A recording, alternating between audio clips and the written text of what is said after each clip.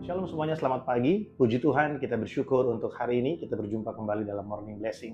Hari ini saya akan membagikan bagi setiap kita ada satu bagian di dalam Alkitab, khususnya dalam kitab Injil di Perjanjian Baru, ketika Tuhan Yesus mengatakan ada dua hal yang kalau dalam bahasa Indonesia sepertinya kontradiksi, ya. Tuhan Yesus berkata, "Aku datang bukan untuk menghakimi dunia," tapi di bagian yang lain, masih di dalam Injil Yohanes, Tuhan Yesus berkata, "Aku datang untuk menghakimi dunia." Nah, di dua hari ini, Kamis dan Jumat, saya akan membagikan ini bagi setiap kita, karena tema kita bulan ini adalah The Purpose of His Coming, atau tujuan dari kedatangan Tuhan dalam kedatangan yang pertama, yaitu kelahiran Tuhan Yesus. Mari kita lihat sama-sama Alkitab kita dari Yohanes pasal yang ke-9, ayat yang ke-39. Sebelum saya baca, saya kasih konteks sedikit buat kita. Yohanes pasal yang ke-9 ini adalah bagian dari cerita yang cukup panjang yang akan bersambung di Yohanes pasal yang ke-10, dan di Yohanes pasal yang ke-10 kita mulai belajar tentang Tuhan Yesus menyatakan dirinya sebagai gembala yang baik. Ada ayat yang sangat terkenal sekali, "Aku datang bukan pencuri datang hanya untuk mencuri, membunuh dan membinasakan, tapi aku datang supaya kamu mempunyai hidup dan mempunyainya dalam segala kelimpahan." Ayat itu sangat terkenal sekali, tapi kita perlu melihat konteksnya, dan konteksnya ada di pasal yang ke-9. Nah, saya akan bacakan bagi setiap kita Yohanes pasal yang ke-9 ayat yang ke-39, demikian firman Tuhan. Kata Yesus, "Aku datang ke dalam dunia untuk menghakimi, supaya barang siapa yang tidak melihat dapat melihat, dan barang siapa yang dapat melihat menjadi buta." Sekali lagi, sekali lagi. "Aku datang ke dalam dunia untuk menghakimi, supaya barang siapa yang tidak melihat dapat melihat, dan supaya barang siapa yang dapat melihat menjadi buta." Keluargaku semuanya, ini adalah sindiran Tuhan Yesus, perkataan Tuhan Yesus untuk orang-orang Farisi yang sedang menyerang dia pada saat itu. Orang-orang yang dimaksudkan buta di sini adalah orang-orang Farisi yang merasa diri mereka mampu untuk melihat, bisa untuk melihat. Apa yang tidak mampu mereka lihat sehingga Yesus berkata mereka adalah orang-orang yang buta?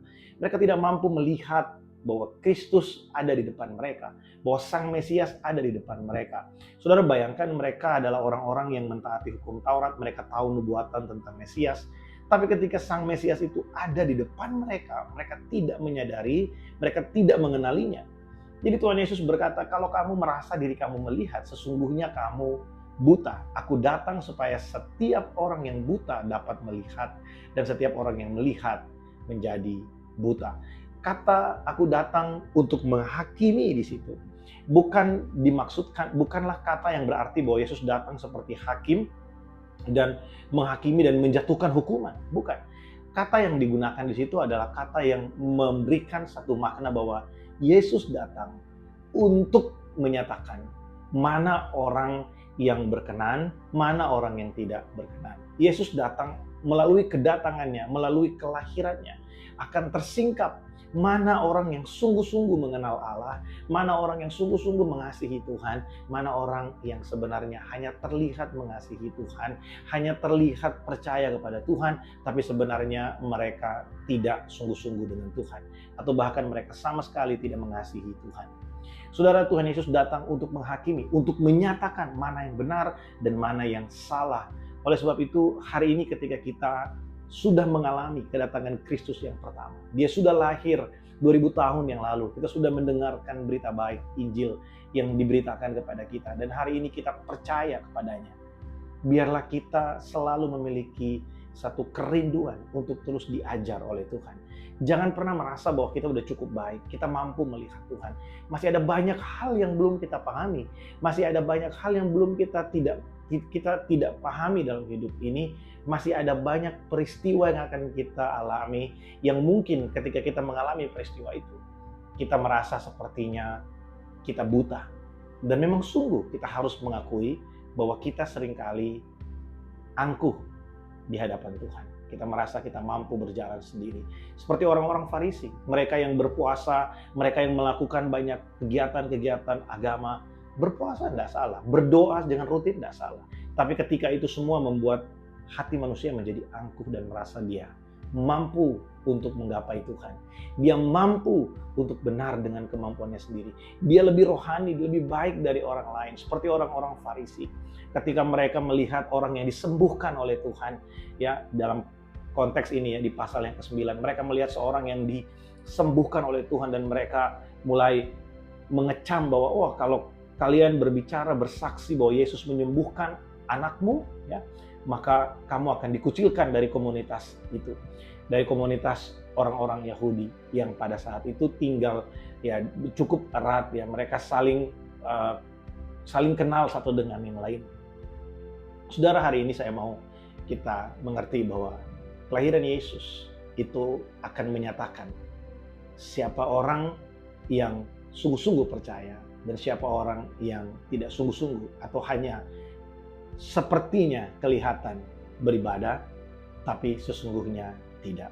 Dan bagaimana cara kita untuk merefleksikan firman Tuhan ini dalam kehidupan kita? Mari kita cek apakah kita seperti orang Farisi yang terlihat rajin, sangat rajin melakukan kegiatan agama, sangat setia, sangat sepertinya berdedikasi tinggi, ya. Tapi di saat yang sama kita mudah menghakimi orang lain. Kita tidak mau menerima teguran. Kita tidak mau mempertimbangkan firman Tuhan. Kita merasa apa yang kita percayai, apa yang kita tahu, apa yang sudah kita mengerti itu yang paling benar. Saudara, itu adalah tanda-tanda bahaya dalam pengiringan kita kepada Tuhan. Tapi coba kita datang dengan hati yang tulus di hadapan Allah dan berkata, Tuhan, aku ini seperti orang yang buta, yang tidak tahu apa yang akan terjadi hari esok.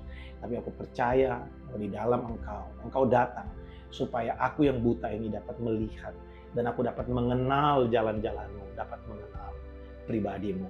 Saudaraku, biarlah firman Tuhan pagi hari ini menjadi kekuatan dan memberkati setiap kita. Mari kita berdoa. Tuhan, terima kasih untuk pagi hari ini. Kami sungguh bersyukur untuk kasih setia, anugerah dan kemurahan-Mu yang tidak pernah berakhir dalam hidup kami. Hamba berdoa Tuhan di hari Kamis ini, biarlah Roh Kudus berbicara bagi setiap kami. Berikan kami hati yang lapar dan haus akan Engkau. Berikan kami hati yang rindu selalu akan Engkau Tuhan. Supaya dimanapun kami berada, kami bukan hanya menyembah Engkau, tapi kami merindukan Engkau Tuhan sepenuhnya di dalam hidup kami. Merindukan kehadiran-Mu, merindukan Engkau. Bukan untuk kenyamanan kami, tapi karena Engkau memang layak Tuhan untuk menerima cinta yang terbaik dari hidup kami. Tuntun kami Roh Kudus, kami tidak mampu berjalan tanpa Engkau. Dalam nama Tuhan Yesus kami berdoa, amin. Puji Tuhan, selamat beraktivitas, Tuhan Yesus memberkati setiap kita. Shalom.